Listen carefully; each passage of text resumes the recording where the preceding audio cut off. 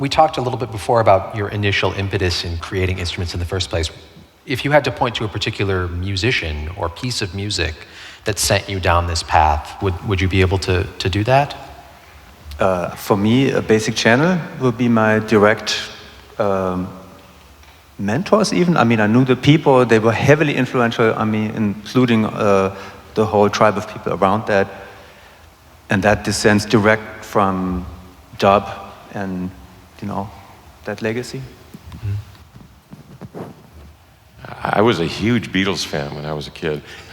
And they had all these wonderful twangy guitar tones and highly resonant tones. And then there was one record that was the first example of guitar feedback, all kinds of other great stuff.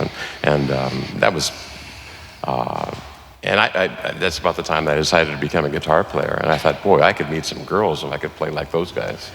You know, so, no, it was largely the Beatles. They were the big influence on me. Any other answers to this? I mean, you don't, no pressure. Yeah.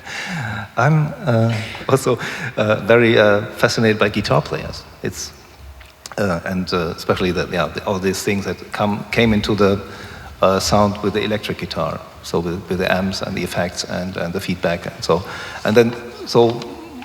the current instrument that I'm developing will probably show or reflect this a little bit, because we have a lot of this, let's say, string kind of sounds, also clavinet type of sounds and feedback stuff that goes, really crazy and sounds quite acoustic. So I already mentioned one guy like Adrian Belew. He was playing for Frank Zappa, he was playing for Talking Heads, he was playing for King Crimson. This is maybe also the background I was very much socialized with. Anything from you, Carla? For me, it really was the early electronic, the early tape music, because it was just this rupture in music at that time.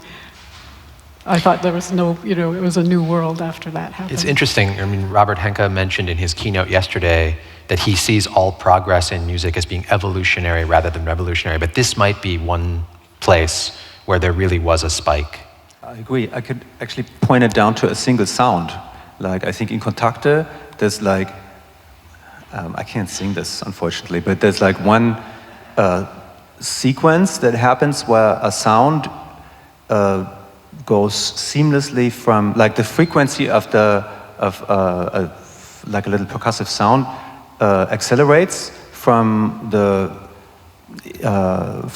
what is perceived as rhythm up to what is perceived as pitch in a continuum.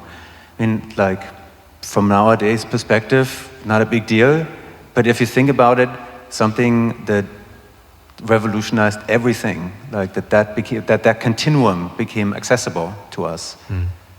I mean, I'd say that was like a quantum leap like we haven't had before and after, thanks to electronics, really.